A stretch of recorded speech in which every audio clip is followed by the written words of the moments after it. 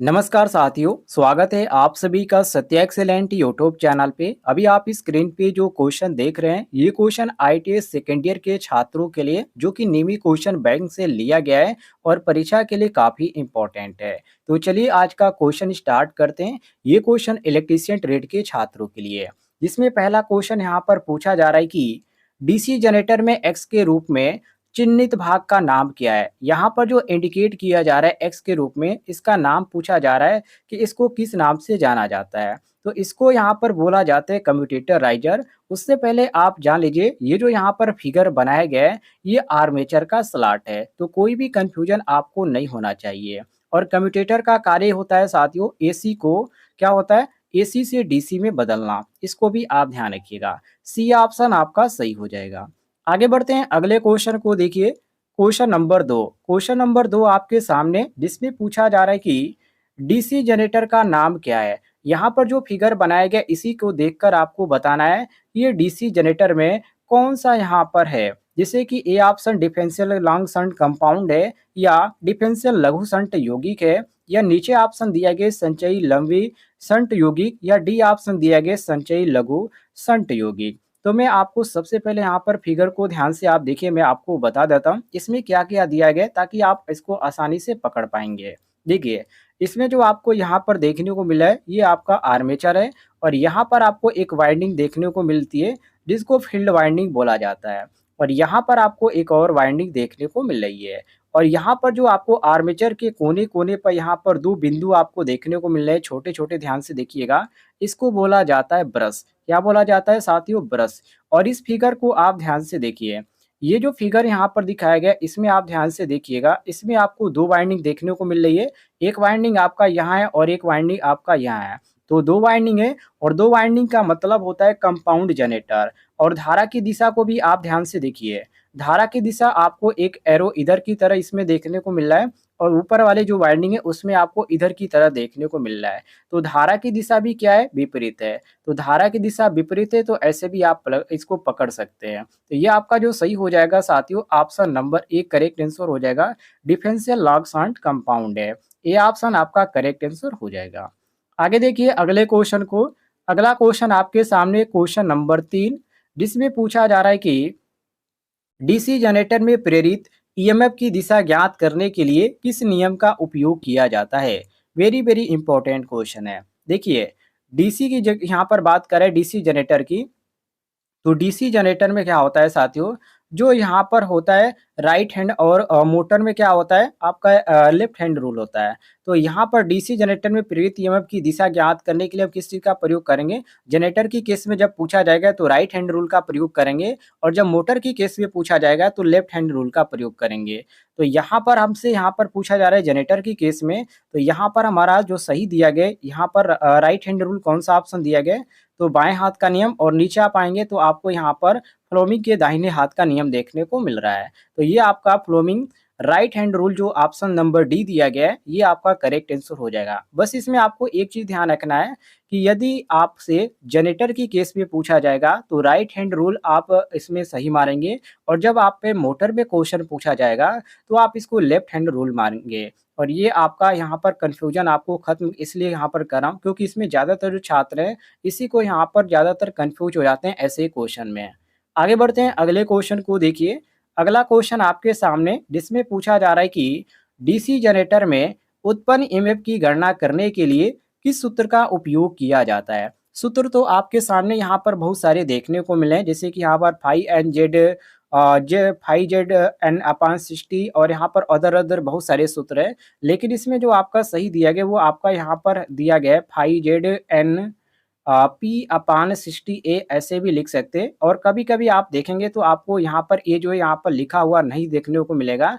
ये आपका जब क्वेश्चन पूछा जाएगा तो उसमें आपको यहाँ पर कह दिया जाएगा। तो इसको आप यहाँ पर लैब में आप देखिएगा, जब क्वेश्चन पूछा जाएगा तो लैब में जब क्वेश्चन पूछा जाएगा तो आपको ए बराबर यहाँ पर साथियों, यहाँ पर जो भी यहाँ पर समान संख्या दी गई उसको मान लेना है। और जब वेब में पूछा जाएगा तो इसमें जो आपका सही हो जाएगा, यहाँ पर ए जब वेब में पूछा जाएगा तो इसमें आप ए का मान 2 रखेंगे। तो इसको आप ध्यान रखिएगा। तो इसमें जो आपका सही हो जाता है वो ऑप्शन का डी ऑप्शन जो दिया गया है क्वेश्चन के अनुसार ये आपका सही हो जाता है, इसको ध्यान रखिएगा। ईएमएफ का सूत्र क्या होता है? 5Z/NP/60A। ये आपका डी ऑप्शन करेक्ट आंसर। अगला क्वेश्चन आपके सामने क्वेश्चन नंबर 5, जिसमें पूछा जा रहा है कि ईएमएफ की गणना करने का सूत्र क्या है एक डीसी मोटर में। डीसी मोटर में पूछ रहा है, तो डीसी मोटर में आपका होता है ईबी बराबर V minus IA into RA। तो ये आपका सी ऑप्शन सही हो जाएगा। और आपको पता होगा कि डीसी मोटर को बाहर से सप्लाई देते हैं और जितना सप्लाई आप देंगे उतना वोल्टेज उत्पन्न नहीं होगा, ये आप ध्यान रखिएगा। तो यहाँ पर हम सी ऑप्शन मारेंगे, ये आपका माइनस में जाता है, इसलिए यहाँ पर जो आपका होता है भी माइनस हो जाता है IA into RA। C option आपका करेक्ट आंसर हो जाएगा। आगे देखिए साथियों अगले क्वेश्चन को, क्वेश्चन नंबर 6 को, जिसमें पूछा जा रहा है कि डीसी जनरेटर में एक्स के रूप में चिन्हित भाग का नाम क्या है। ये जो सामने यहाँ पर फिगर बनाया गया है, इसी फिगर में यहाँ पर पूछा जा रहा है कि ये जो एक्स के रूप में इंडिकेट किया जा रहा है इसको क्या बोला जाता है। तो साथियों यहाँ पर आप पहले ध्यान रखिएगा, ये जो यहाँ पर है इस चीज को बोला जाता है पोल कोर, और ये जो सामने यहाँ पर ये दर्शाया गया है इसको बोला जाता है पोल शू। पहले आप इस चीज को क्लियर कर लीजिए। अब यहाँ पर क्वेश्चन में पूछा जा रहा है कि एक्स के रूप में चिन्हित भाग का नाम क्या है। तो ये जो यहाँ पर दर्शाया गया है पोल शू का यहाँ पर दर्शाया गया है, और यहाँ पर आपका पोल शू किया गया है, इंडिकेट किया गया है, जो कि मैंने आपको अभी बताया। इस ऑप्शन को यहाँ पर जो दिया गया है इसको बोला जाता है पोल कोर, और ये जो नीचे आपका है इसको क्या बोला जाता है? पोल शू बोला जाता है। कंफ्यूजन खत्म हो गया। अब यहाँ पर देखिए, यहाँ पर आपका ऑप्शन में कौन सा दिया गया? तो ऑप्शन नंबर डी दिया गया, पोल शू। डी ऑप्शन साथियों आपका बिल्कुल करेक्ट आंसर हो जाएगा। यदि आपको किसी भी क्वेश्चन में किसी प्रकार का डाउट है तो आप कमेंट बॉक्स में पूछ लीजिएगा, आपको जानकारी मिल जाएगी। कोई भी दिक्कत होती है तो आप पूछ लीजिएगा। आगे बढ़ते हैं अगले क्वेश्चन को, देखिए क्वेश्चन नंबर 7 को, जिसमें पूछा जा रहा है कि डीसी जनरेटर का नाम क्या है। यहाँ पर आपको एक फिगर बनाया गया है, आप ध्यान से फिगर को देखिए। यहाँ पर फिगर बनाया गया और इसमें यहाँ पर क्वेश्चन पूछा जा रहा है, जहाँ पर यहाँ से डीसी सप्लाई दी जा रही है और यहाँ पर आपको फ्यूज दर्शाया गया है, और यहाँ पर देखिए एक फ्यूज दर्शाया गया है, और यहाँ पर आपको आर्मेचर देखने को मिल रहा है। अब साथियों यहाँ पर क्वेश्चन में जो पूछा जा रहा है उसी के आप अनुसार चलेंगे। तो ये जो फिगर बनाएंगे किसका फिगर बनाएंगे ये पूछा जा रहा है। तो सबसे पहले आप ध्यान से देखिएगा, यहाँ पर आपके जो है ये आपका जो है यहाँ से कोई भी टच नहीं है, मतलब कि ये आपका अलग हो जा रहा है और ये आपका अलग हो रहा है। और ये किस चीज में देखने को मिलता है? तो साथियों ये जो देखने को मिलता है अलग से उत्तेजित जनरेटर, मतलब कि सेपरेटली एक्साइटेड जनरेटर में ये आपको देखने को मिलता है। और यहाँ पर आपका दिया गया ऑप्शन नंबर डी। तो आप ऐसे भी कह सकते हैं कि आर्मेचर और फील्ड वाइंडिंग के कनेक्शन क्या है, इसमें बिल्कुल भी नहीं हो रहे हैं। तो आर्मेचर और फील्ड वाइंडिंग का कोई भी इसमें लेना देना नहीं है। और जब आर्मेचर और फील्ड वाइंडिंग का संयोजन नहीं होता है तो वो जो आपका होता है सेपरेटली एक्साइटेड जनरेटर होता है, ऐसे भी आप कह सकते हैं। तो ऑप्शन नंबर डी आपका करेक्ट आंसर हो जाएगा। आगे बढ़ते हैं अगले क्वेश्चन को, देखिए अगला क्वेश्चन साथियों आपके सामने क्वेश्चन नंबर 8, जिसमें पूछा जा रहा है कि जनरेटर द्वारा किस ऊर्जा को विद्युत ऊर्जा में परिवर्तित किया जाता है। ये तो सभी को मालूम है, यांत्रिक ऊर्जा को विद्युत ऊर्जा में जो परिवर्तित करता है उसी को यहाँ पर बोला जाता है। तो जनरेटर क्या करता है? ये क्या करता है साथियों? तो ये आपका बदलता है यांत्रिक ऊर्जा से विद्युत ऊर्जा में, और ये आपका दिया गया यांत्रिक ऊर्जा मैकेनिकल, ऑप्शन नंबर डी दिया गया। काफी इजी है, ऑप्शन नंबर डी आपका करेक्ट आंसर हो जाएगा। ये काफी इजी क्वेश्चन था। अगले क्वेश्चन को देखिए, अगला क्वेश्चन नंबर 9 को देखिए साथियों, जिसमें पूछा जा रहा है कि डीसी जनरेटर फील्ड का नाम क्या है। अब यहाँ पर फिगर को ध्यान से देखिएगा, यहाँ पर फिगर में आपको जो देखने को मिल रहा है, यहाँ पर धारा देखिए सब में आपको समान इधर की तरह देखने को मिल रही है, ठीक है। ये आपका इधर से देखने को मिल रहा है। सबसे पहले मैं आपको बता दूं, ये जो यहाँ पर बनाया गया है ये एक पोल बनाया गया है, और इस पोल का नाम है सुसहित पोल। और इसमें क्या होता है, इसमें अधिकतम प्रतिरोध वाली जो वाइंडिंग होती है पहले की जाती है, मतलब कि सतह के ऊपर की जाएगी, और इसमें 2 वाइंडिंग होती है। और एक बात इसमें साफ है कि ये जो जनरेटर है ये कंपाउंड जनरेटर है, और अब इसमें आपको ये देखने को मिला है कि ये जो धारा है ये समान दिशा में दर्शाया गया है। तो ये आपका होगा संचयी यौगिक जनरेटर। और इसमें ऑप्शन में कौन सा दिया गया? तो ऑप्शन आप देख लीजिए एक बार, यहाँ पर आपको देखने को मिल रहा है ऑप्शन नंबर डी, संचयी यौगिक जनरेटर। डी ऑप्शन आपका सही हो जाएगा साथियों, मिला लीजिएगा। अगले क्वेश्चन को देखिए, अगला क्वेश्चन आपके सामने क्वेश्चन नंबर 10, जिसमें पूछा जा रहा है कि डीसी जनरेटर का सिद्धांत क्या है। वेरी वेरी इंपॉर्टेंट क्वेश्चन है। देखिए डीसी जनरेटर का सिद्धांत पूछा जा रहा है, तो फैराडे का विद्युत चुंबकीय प्रेरण नियम आप सभी को याद होगा। और ये आपका इसी पे कार्य करता है, डीसी जनरेटर का सिद्धांत है। तो इसमें आपका जो फैराडे का जो दिया गया है वो आपका ऑप्शन में डी दिया गया है। तो डी ऑप्शन साथियों आपका सही हो जाएगा, कोई भी दिक्कत नहीं होगा। कोई भी कन्फ्यूजन आपका होगा तो कमेंट बॉक्स में पूछ लीजिएगा, आपको जानकारी मिल जाएगी। अगला क्वेश्चन आपके सामने क्वेश्चन नंबर 11। इसमें पूछा जा रहा है कि गतिशील रूप से प्रेरित ईएमएफ के लिए सूत्र क्या है? ए ऑप्शन बीएलवी बोल्ट, यहाँ पर बी ऑप्शन दिए गए बीएलवी बीएल साइन थीटा, और यहाँ पर दिया गया बीएलवी साइन थीटा बोल्ट, और यहाँ पर दिया गया बीएलवी कास थीटा। तो साथियों यहाँ पर आपका सही हो जाएगा। इसका जो सूत्र होता है ई बराबर आपका हो जाता है बीएलवी साइन थीटा, जो कि ऑप्शन में जो आपका दिया गया वो सी ऑप्शन दिया गया है, BLV sine theta. C option आपका करेक्ट आंसर हो जाएगा, मिला लीजिएगा। अगले क्वेश्चन को देखिए। अगला क्वेश्चन साथियों इसमें पूछा जा रहा है कि चुंबकीय क्षेत्र की दिशा ज्ञात करने के लिए किस नियम का उपयोग किया जाता है? वेरी वेरी इंपॉर्टेंट क्वेश्चन है साथियों। तो इसमें आपका काफी इजी क्वेश्चन पूछा गया चुंबकीय क्षेत्र की दिशा ज्ञात करने के लिए। तो इसमें आप फ्लोमी के दाहिने हाथ का नियम उपयोग में लाया जाता है, जो कि ऑप्शन में यहाँ पर दिया गया डी ऑप्शन। डी ऑप्शन साथियों सही हो जाएगा। आगे देखिए अगले क्वेश्चन को, क्वेश्चन नंबर 13। इसमें पूछा जा रहा है कि डीसी जनरेटर के भाग का नाम क्या है? ये जो आपके सामने यहाँ पर दिखाया जा रहा है फिगर में, ये क्या है? डीसी जनरेटर का एक पार्ट है, मतलब एक भाग है, और इसको किस नाम से जाना जाता है? तो इसको कई नामों से जाना जाता है। यहाँ पर आप देखेंगे तो आपको बुक में बॉडी भी नाम इसको देखने को मिलेगा। इसको योक भी बोला जाता है, योजक भी बोला जाता है, और बाहरी खोल भी बोला जाता है। तो यहाँ पर ये जो बॉडी होता है, इसको बनाने के लिए कास्ट आयरन का प्रयोग किया जाता है। ये भी आप कहीं लिख रहे होंगे तो आप नोट कर लीजिएगा। और इसमें कच्चा लोहा और ढलवा लोहा, ये आपका इसमें ज़्यादातर देखने को मिलता है, बॉडी इसकी बनाई जाती है। और इसको बाहरी खोल या यदि पूछा जा रहा है कि डीसी जनरेटर में भाग का नाम क्या है, तो इसको बाहरी खोल भी बोला जाता है, बॉडी भी बोला जाता है, योक भी बोला जाता है, और योजक भी बोला जाता है। अब ऑप्शन में देखा जा रहा है कि कौन सा ऑप्शन ऑप्शन मैच कर रहा है, तो आप ध्यान से देखिएगा। योक ऑप्शन यहाँ पर मैच कर रहा है, और यहाँ पर फ्रेम भी दिया गया है। तो डी ऑप्शन साथियों आपका बिल्कुल सही हो जाएगा। आगे देखते हैं अगले क्वेश्चन को। क्वेश्चन नंबर 14 को देखिए, जिसमें पूछा जा रहा है कि 4 पोल डीसी जनरेटर के डुप्लेक्स लैप वाइंडिंग में कितने समांतर रास्ते हैं? वेरी वेरी इंपॉर्टेंट क्वेश्चन है।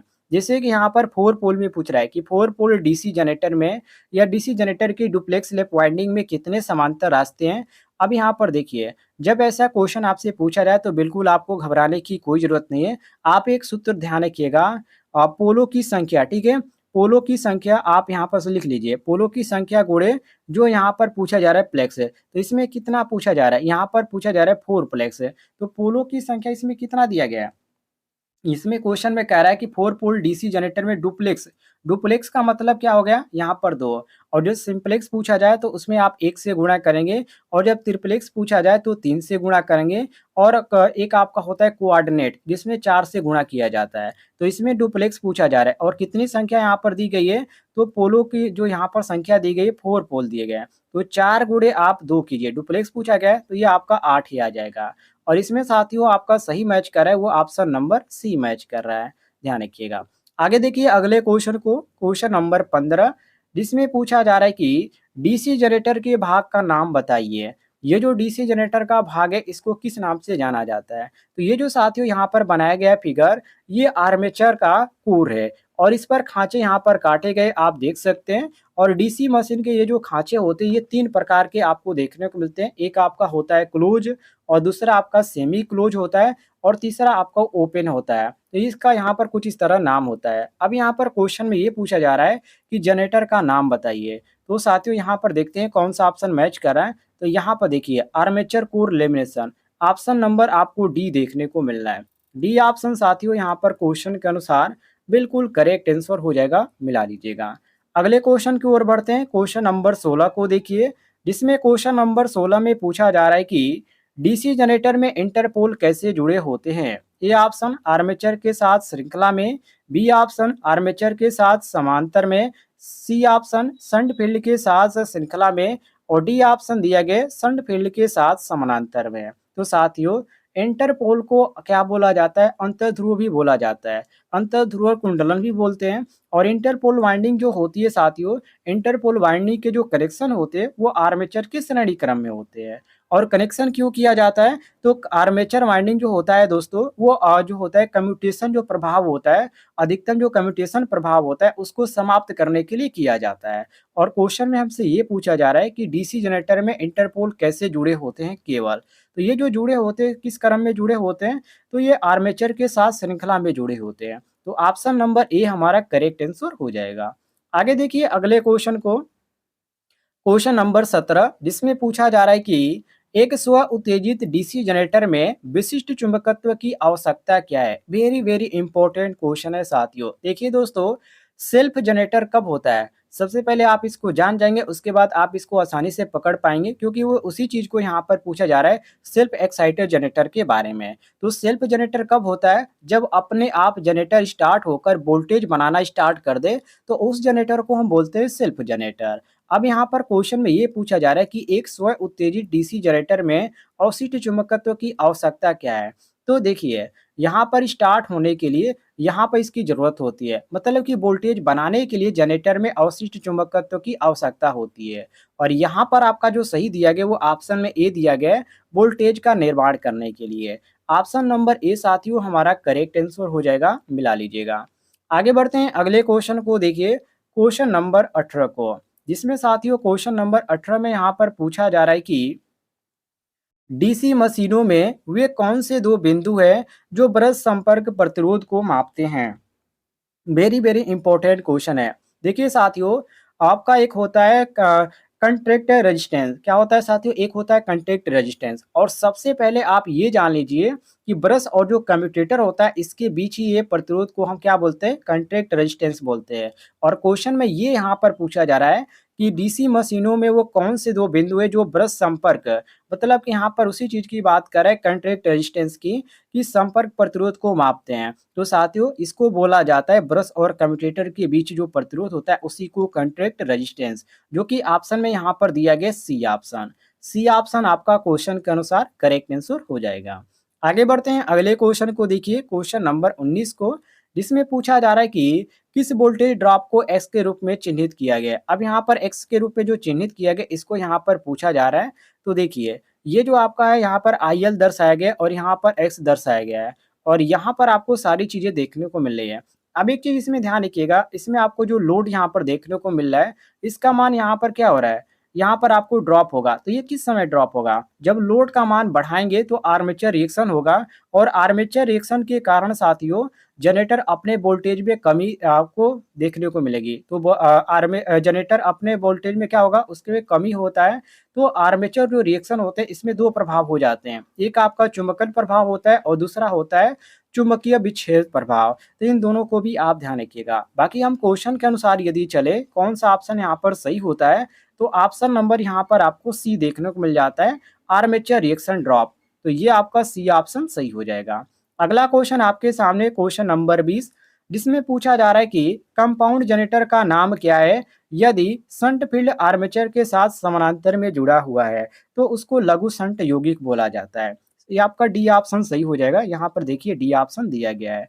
जानकारी आपको पसंद आती है तो इस वीडियो पर एक लाइक कीजिएगा, और चैनल पे नए होंगे तो चैनल को भी सब्सक्राइब कर लीजिएगा।